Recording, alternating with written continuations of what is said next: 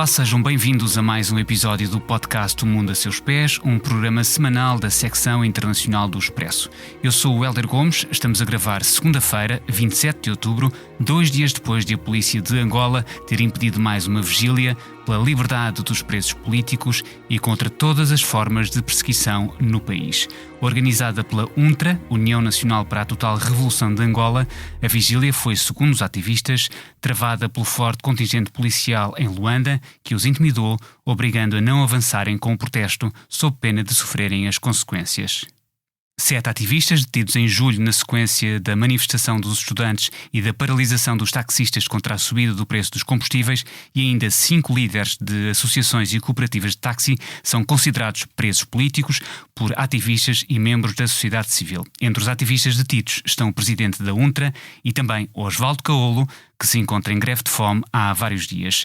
Caolo fez parte do grupo de dezena e meia de ativistas detidos em 2015, quando analisavam um livro e discutiam métodos pacíficos de protesto. No célebre caso 15+2, foram acusados de tentativa de golpe de Estado por contestarem o governo do então presidente José Eduardo dos Santos. Para nos falarem das restrições à liberdade de expressão e de manifestação em Angola, desde 2017 já com João Lourenço na presidência, são nossos convidados deste O Mundo a Seus Pés, o ativista angolano Kim de Andrade e ainda a socióloga Karine Carvalho, diretora da Ethos Gov, uma organização da sociedade civil portuguesa dedicada a combater a corrupção transnacional e com enfoque na lusofonia. A edição técnica deste episódio é do Tomás Delfim e do João Luís Amorim. O Expresso tem uma nova subscrição que lhe dá acesso completo ao The New York Times, com atualidade, jogos, culinária e muito mais. E ainda aos conteúdos exclusivos da SIC Notícias, incluindo o Direto Vertical, a nova e inovadora emissão que se adapta ao seu smartphone. Subscreva em expresso.pt/digital. Expresso. Liberdade para pensar. E vamos começar com Karine Carvalho, socióloga e diretora da Ethos Gov. Bem-vinda, obrigado por ter aceitado o convite para estar presente nesta edição do Mundo a Seus Pés. Karina, a polícia angolana impediu no sábado mais uma vigília pela liberdade dos presos políticos em Luanda, com intimidações e um forte contingente policial. Como é que enquadra esta repressão sistemática de vigílias e estas detenções de ativistas no contexto das redes de corrupção que ligam elites angolanas a Portugal e a outros países lusófonos, que são, no fundo, o foco da organização que dirige? Desde logo, muito obrigada pelo convite que me foi endereçado. Eu sou angolana também e, portanto, tenho todo o interesse em acompanhar a situação de Angola, embora na Ethos Gov, como disse e muito bem, nós foquemos muito nesta relação promíscua que vemos entre Portugal e os países da CPLP, ou até entre os próprios países da comunidade de países de língua portuguesa, considerando igualmente a Guiné Equatorial, que não é um país falante do português, mas que está na CPLP, aliás, com grande, digamos assim, grande oposição pública em 2014, quando isso sucedeu. Eu sobre os protestos de julho, sobretudo, os protestos que começaram em julho em Angola, eu acho que é preciso perceber que Angola vive um quadro de degradação total das condições de vida da generalidade da população. E, portanto, se é certo que esses protestos começaram com a paralisação dos taxistas, ou dos candongueiros, Sim. Como nós costumamos dizer em Angola, também para uma audiência que não seja angolana, percebe-se que Angola não tem um sistema de transportes públicos. Os candongueiros, ou esses taxistas, são um meio de transporte da generalidade da população, e, portanto, o aumento do preço dos combustíveis ia aumentar também o custo das viagens e dessas deslocações, sendo que, por exemplo, na capital Luanda, a maior parte das pessoas que trabalha por conta de outrem, né? Estamos a falar de guardas ou de pessoas que fazem limpeza, que trabalham muitos serviços, mas também que vendem em Luanda, são pessoas que vivem nas centralidades ou nos municípios muito distantes do centro da capital, não é? E que, portanto, sem os candongueiros, basicamente não iriam conseguir sobreviver. Ficam sem opções. Sem opções, e quando eu ficam digo, sem opções de deslocação. mas não é só a opção de deslocação, é também sem De sustento, não é? de sustento, porque é preciso também entender-se que as pessoas vivem o cotidiano, o dia a dia. Eu, às vezes, há quem me pergunte, mas num quadro de tanta dificuldade, num quadro político tão adverso como aquele que se vive em Angola, já desde a independência, né? Desde 1975, porque é que as pessoas não se rebelam mais, não é?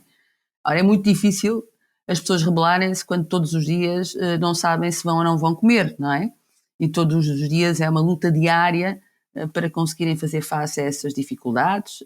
A pobreza e a fome são realidades em Angola, infelizmente, assim como as doenças, e, portanto, esta paralisação dos canongueiros o que veio foi trazer à tona uma indignação generalizada da população. Eu não sou eu que o digo, eu tenho amigos em Angola, muitos deles ativistas pelos direitos humanos e ativistas anticorrupção, que dizem coisas como estes protestos foram um grito de liberdade, isso diz o José Ata, ou, por exemplo, a Laura Macedo, que diz que isto, obviamente, é o resultado de anos e anos de degradação do regime político, das condições sociais, das condições económicas e também fruto da corrupção endémica que vive o país, não é?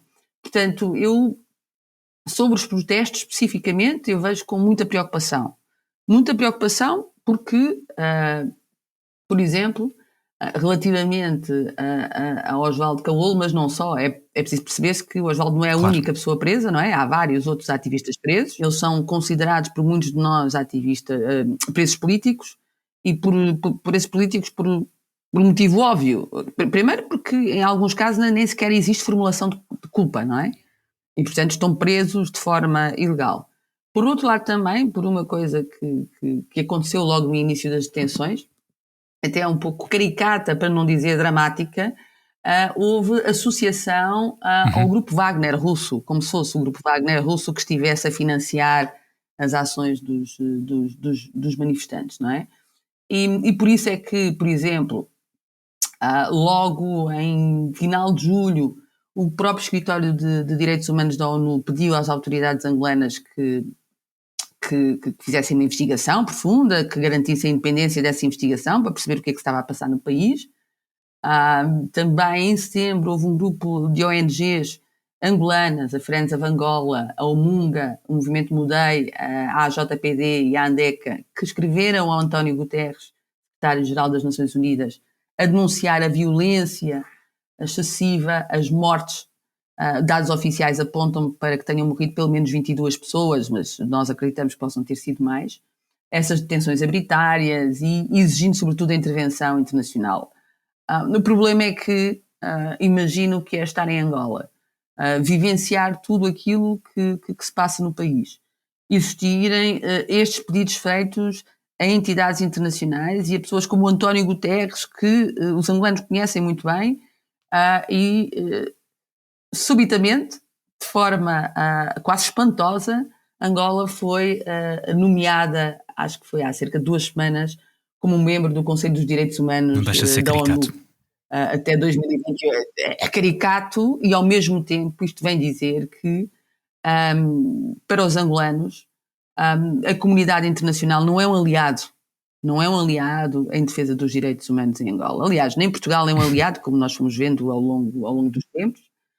Aqui nós na EDESGOV e não só, outras organizações da sociedade civil, como a Transparência Internacional de Portugal, muitas vezes disseram, eu própria muitas vezes disse que Portugal era a lavandaria de luxo dos fluxos financeiros ilícitos vindos de Angola, como se viu, por exemplo, no caso Luanda Leaks, mas eu acho também que é um péssimo sinal o que está a acontecer em Angola por vários motivos, não é?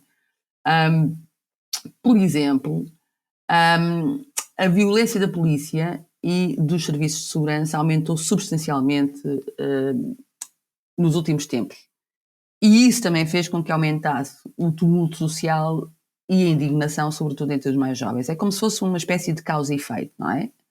Há também quem defenda e quem diga que isto não é feito à toa, ou seja, de que eventualmente este robustecer dos serviços de investigação, sobretudo dos serviços de investigação e de segurança, é feito de forma propositada.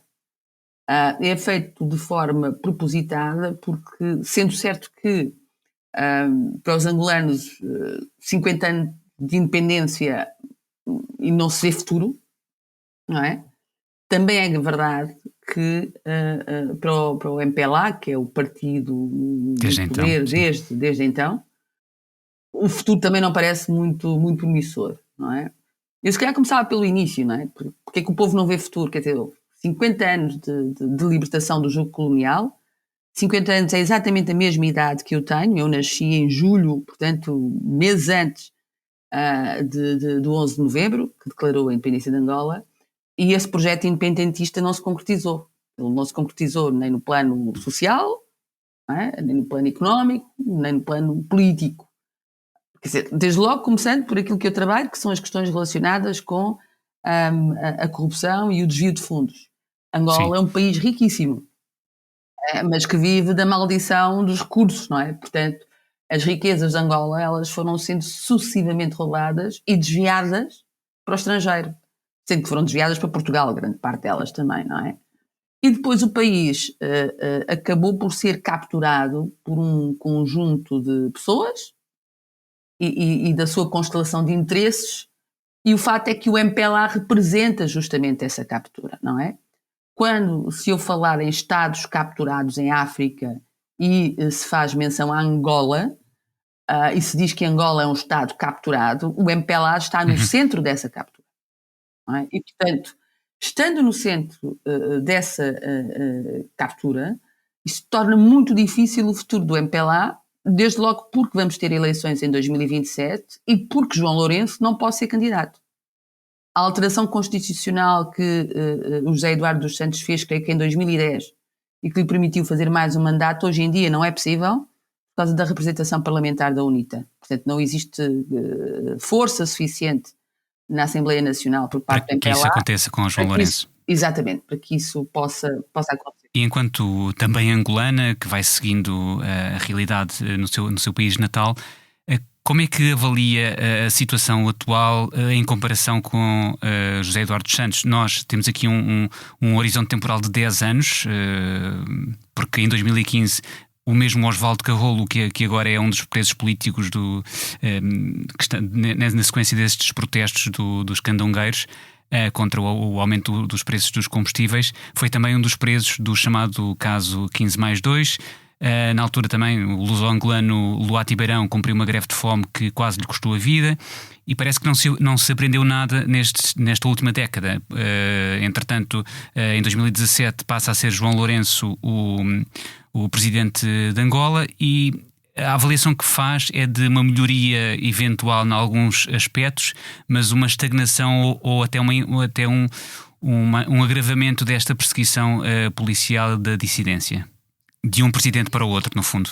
Eu só posso falar daquilo que é a minha percepção sobre isso, mas relativamente ao caso do Cedric, do Luati, do Ata e tantos outros amigos que foram presos nessa altura, é preciso perceber. Eu estava em Angola em 2015 ou 2016 quando isso aconteceu, e eu lembro-me que havia muita preocupação com o que estava a acontecer ao nível da Primavera Árabe. Exato. Se aquilo não seria uma Primavera Árabe tardia em Angola. Exatamente. E portanto eu às vezes penso, não sou a única, há quem pense assim também, que foi uma reação do regime em pânico para impedir que em Angola acontecesse algo do género.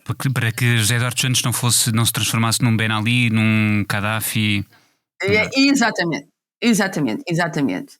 Às vezes, e por isso é que me parece tão grave, que os serviços de informação e de segurança de Angola hoje em dia tenham cada vez mais poder. Nessa altura também tinham. E sempre que isso sucede, há problemas. E não só em Angola, mas em imensos países africanos. Mas sobre a questão que me colocou especificamente, eu disse na altura, e repito, eu acho que a eleição do João Lourenço trouxe uma maior abertura em termos de liberdade de expressão e de associação. Acho que isso é inquestionável, não é? Até 2017 as pessoas não podiam falar como falam livremente hoje em dia, nas redes sociais, fazer lives, explicar a situação, vídeos, quer dizer, também o facto das redes sociais se terem amplificado bastante fez com que aquilo que se passa num país como Angola pudesse mais facilmente suplantar as barreiras geográficas, não é, do país, mas também fez com que, sobretudo os jovens, passassem a ter acesso a muito mais informação sobre aquilo que acontece também noutros países de África e na forma como os seus colegas jovens desses países estão a agir perante sistemas ditatoriais. Mas eu acho que ignorar que o regime de João Lourenço prossegue em larga medida a via da repressão, isto é mascarar a realidade em Angola. Uhum. A repressão continua. O problema é que, desde a queda do preço do petróleo em 2015, o país está enredado numa espiral de degradação social e económica e o regime não tem soluções. É verdade que têm existido alguns avanços, por exemplo, nesta ideia da diversificação da economia, para reduzir a dependência de Angola, a dependência extrema que Angola tinha do petróleo, não é? Porque eu lembro que na altura dessa queda do preço do petróleo, o produto interno bruto, 95% do produto interno bruto era baseado no petróleo, não é? Ou seja, reduzir essa dependência. Mas o problema é que, por exemplo, a dívida pública prossegue sem freio. Acho que este ano, estimativas dizem que vai atingir cerca de 60 mil milhões de dólares, ou seja, 63% do produto interno bruto, o que é massivo. E, por outro lado, e mais grave ainda, há uma enorme concentração dos negócios na mesma elite económica ligada ao partido no poder. Portanto, quando se fala em diversificação da economia, tem que se pensar que essa diversificação da economia está a seguir exatamente o mesmo modelo de concentração que existia durante o regime do José Eduardo dos Santos. Basta dar-lhe alguns exemplos. Grupos como o Carrinho, a Gemcorp, a Omatopalo, são grupos económicos, alguns deles até ligados a empresas portuguesas, por sinal, havíamos de falar nisso outra altura. Eles vêm beneficiando de contratos chorudos com o Estado angolano, mas sem qualquer transparência ao nível da contratação pública, e em muitos casos até é muito difícil perceber quem é o BO, ou seja, quem é o beneficiário último desses negócios ou dessas empresas, ou seja, a quem é que elas pertencem, não é? E, portanto, o que as pessoas veem é que o MPLA prossegue essa captura e os angolanos estão sem esperança. Sem esperança, porque quando vem aquilo que a comunidade internacional, a reação da comunidade internacional e a reação de Portugal, porque é, obviamente, a porta de entrada dos angolanos para a Europa, olham para a situação do país como insustentável e pensando em 2027, o medo é, mas vamos manter, vamos continuar nesta situação, porque, por exemplo, foi prometido avançar com a criação das autarquias locais. Uma promessa muito antiga e nunca aconteceu. Nunca aconteceu. Ao contrário do que acontece, por exemplo, em Moçambique, em que esse processo já tem longos anos. Exatamente. Depois também é preciso perceber que as eleições de 2022 foram muito difíceis para o MPLA, para não dizer perdidas, não é? Porque os resultados foram validados, a UNITA assumiu a posição de segunda força política e, portanto, não adianta continuarmos a falar sobre esse tema, mas o fato é que isso criou moça no MPLA, mas também criou moça na população, que não vai tolerar, jamais, voltar a ter eleições como 22. Em 2022, não é? Isso não vai acontecer. Agora, o que o MPLA, e esta também é uma opinião muito pessoal, mas também fruto daquilo que se vê noutros países, olha, por exemplo, no que está acontecendo na Guiné-Bissau, é que talvez o MPLA possa estar a ver este retrocesso democrático como a única porta de saída para se manter no poder. Porque, por exemplo, eu não sei o que está a acontecer dentro do seio do partido, em termos de movimentações relativamente à sucessão, mas o que lhe posso dizer é que o sistema multipartidário em Angola, ele existe e ele é mantido, não é, à custa de um conjunto de critérios que são internacionalmente aceitos. por exemplo, a existência do Estado de Direito, não é? Mas também de estabilidade social ou de ordem pública. Ora, há quem defenda que estas manifestações em julho foram instigadas pelos serviços de segurança. Aliás, há imagens de polícias também a participarem nas pilhagens, coitados também, que o que recebem não é muito, mas há esta ideia que se vai consolidando de que há uma estratégia por detrás deste tumulto social. E o fato é que com este tumulto social, com estas manifestações, com este robustecer da violência e da repressão policial, o Estado consegue impor restrições à liberdade de expressão e de associação e consegue impor a censura dos meios de comunicação e consegue perseguir jornalistas e ativistas e outras pessoas e prendê-los arbitrariamente, como estão os nossos colegas, não é? Ou seja, eu acho, já agora só para terminar, talvez o objetivo seja desagregar o Estado de Direito de tal forma que impossibilita a realização de eleições presidenciais na data prevista. Portanto, adiar o ato eleitoral para ganhar tempo. Adiar o processo. Porque isto não é só em Angola que pode acontecer, já aconteceu noutros países em África, até na América Latina, mas, por exemplo, o que está acontecendo na Guiné-Bissau eu acho que é um exemplo paradigmático daquilo que pode suceder em Angola. Portanto, eu vejo com muita preocupação porque se há coisa que eu sei é que as pessoas com fome não desistem e, portanto, os jovens angolanos não vão desistir de ir à rua, os jovens angolanos não vão desistir de lutar pelos seus direitos.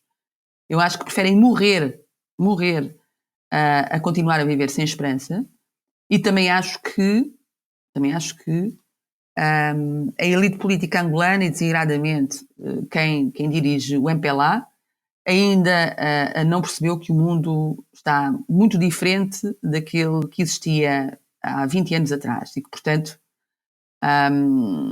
o país pode não sobreviver a estratégias que são estratégias que a única coisa que fazem é adiar a inevitabilidade. E a inevitabilidade de Angola será a alternativa ao MPLA, que governou durante meio século. Exatamente. Que governou, quer dizer, é impossível manter o MPLA por mais tempo do que aquele que já esteve no poder. E eu francamente não entendo este fincapé, porque isso depois tem um efeito absolutamente perverso, porque a economia não se desenvolve. As pessoas, como disse, não têm esperança, mas não só, não se cria uma nova elite intelectual, uma nova elite económica, até uma nova elite política, não é? Capaz de enfrentar os desafios que aí vêm, porque Angola é um país que não vive isolado de todos os restantes países, nem sequer falando especificamente só em África, não é? Estamos a falar do mundo como um todo. E, portanto, eu, se posso deixar um conselho, e é um conselho como eu acho que devo fazê-lo, como angolana, é que os líderes políticos em Angola, sejam eles do MPLA, da UNITA, da Casa CE ou de quem quer que seja, que definam uma estratégia para o país, que seja de conciliação nacional, se tiver que ser, mas que se pense que continuar como estamos é insustentável.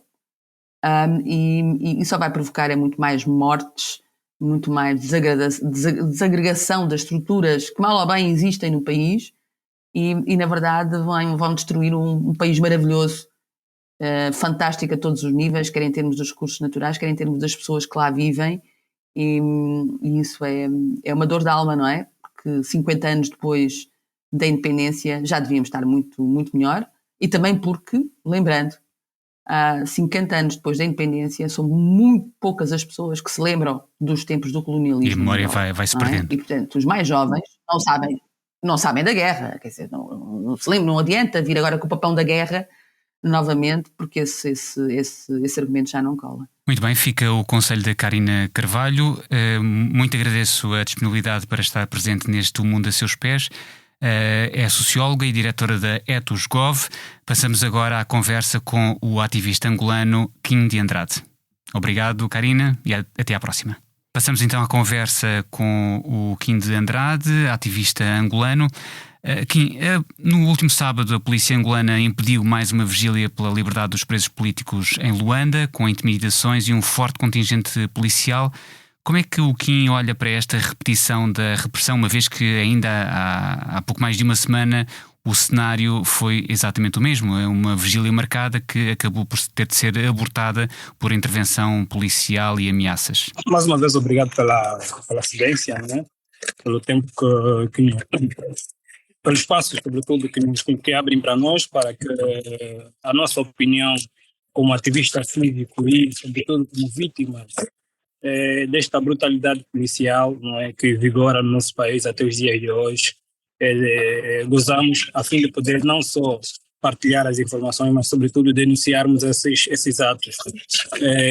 O que se passou em Luanda no sábado foi mais ou menos a reafirmação da natureza, digamos, ditatorial do regime vigente em Angola. Não é nada de novo para nós, do ponto de vista da nossa luta, constantemente temos vindo a sofrer. Isto é uma prática reiterada de quem, neste caso, por parte do titular do Poder Executivo, que é o Presidente da República, junto de seus auxiliares, mormente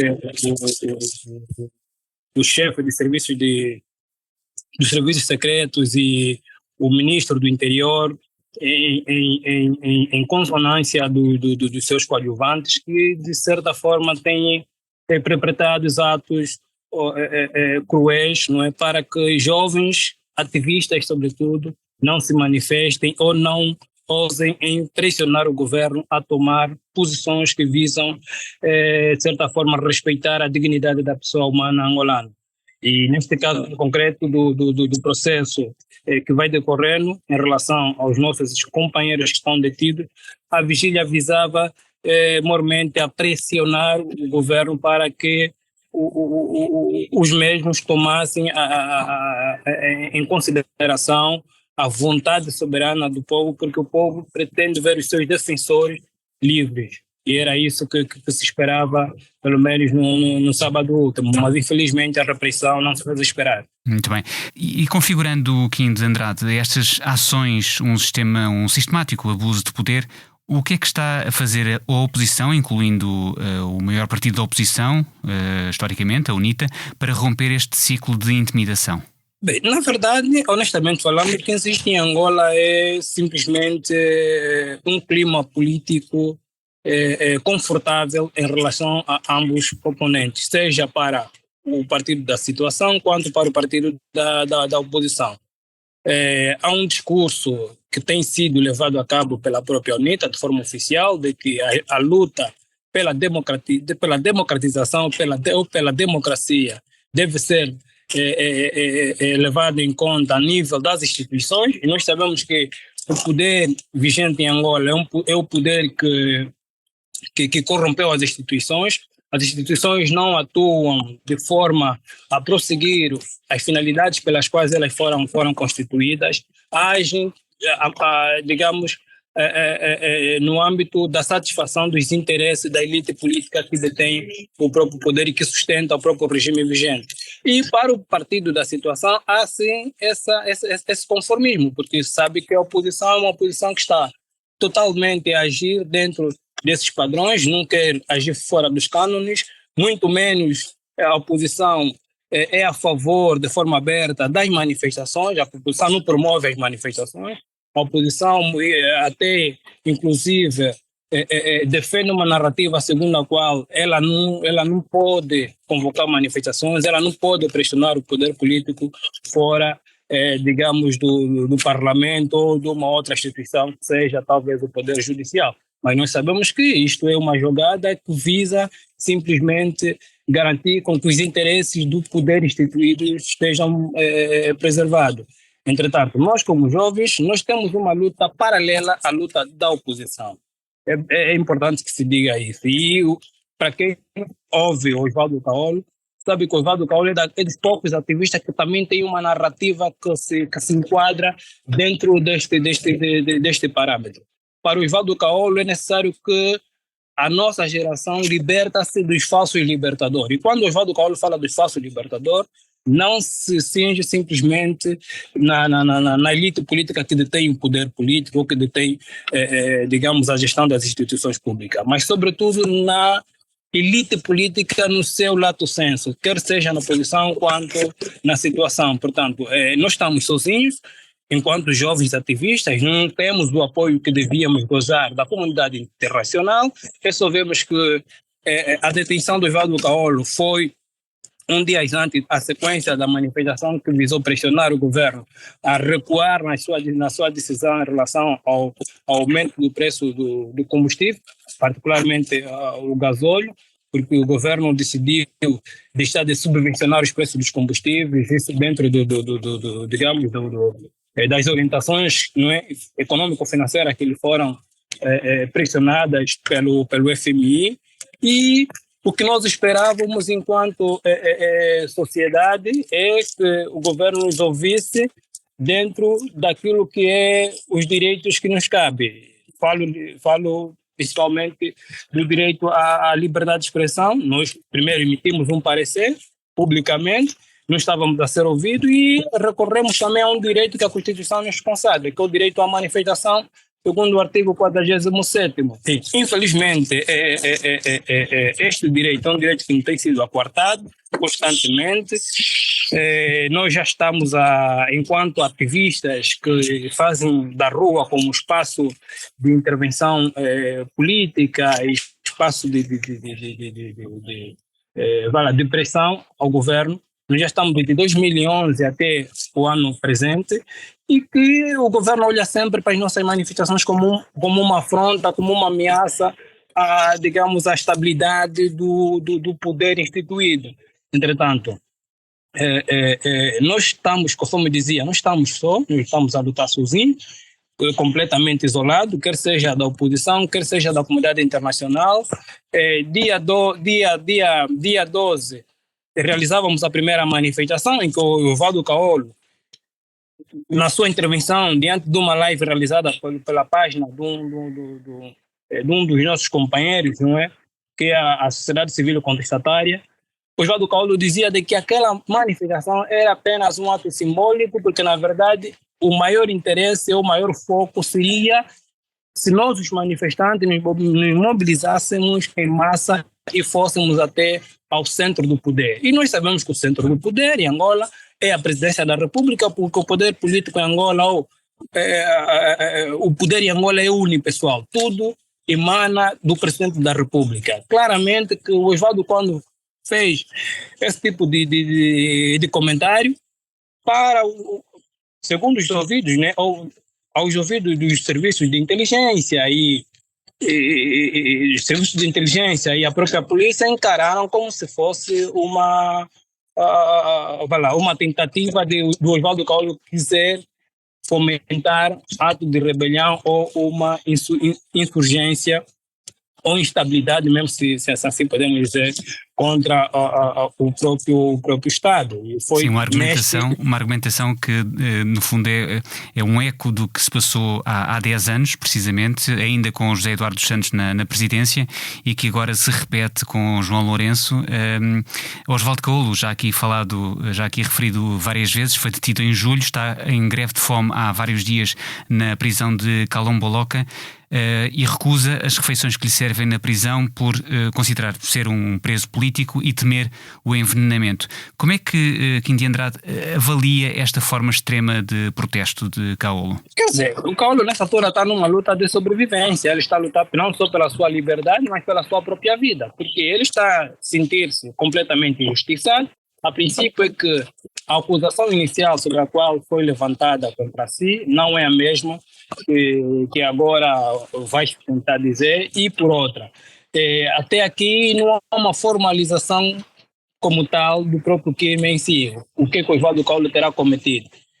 Segundo a polícia, o serviço de investigação criminal, é que havia provas contundentes de que o Oswaldo Caollo estava a instigar a rebelião, a insurgência, etc, etc. Mas, na verdade, a única prova que a polícia tinha é o áudio.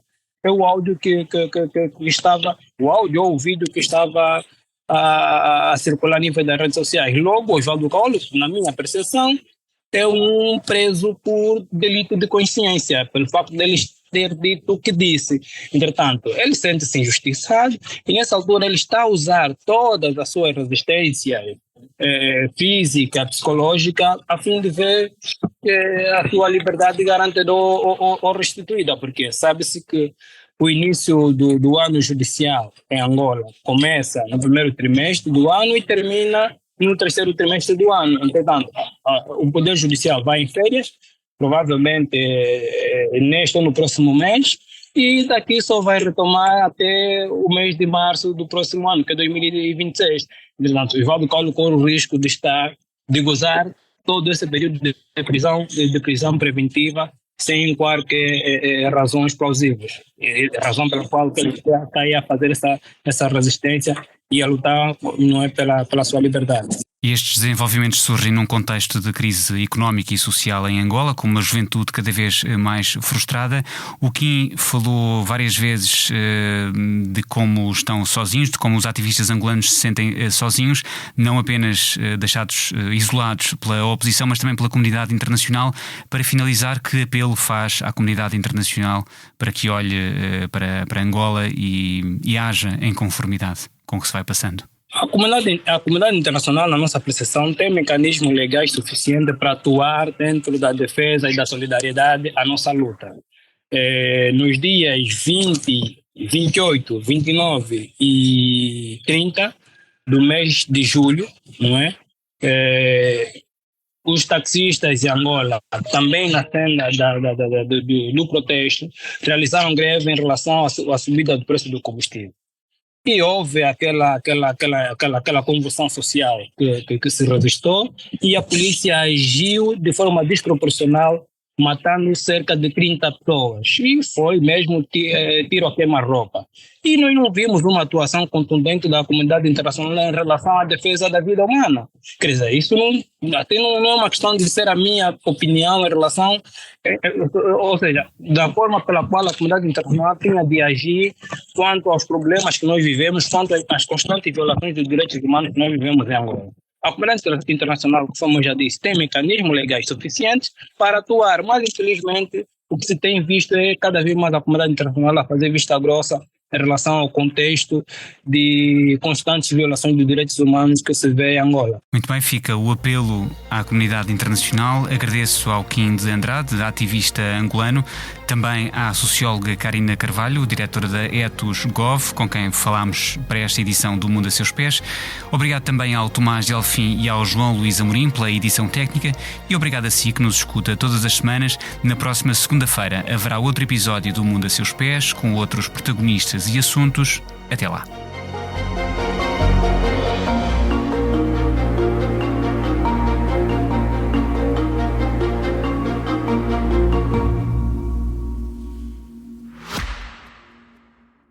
O Expresso tem uma nova subscrição que lhe dá acesso completo ao The New York Times, com atualidade, jogos, culinária e muito mais. E ainda aos conteúdos exclusivos da SIC Notícias, incluindo o Direto Vertical, a nova e inovadora emissão que se adapta ao seu smartphone. Subscreva em expresso.pt/digital. Expresso. Liberdade para pensar.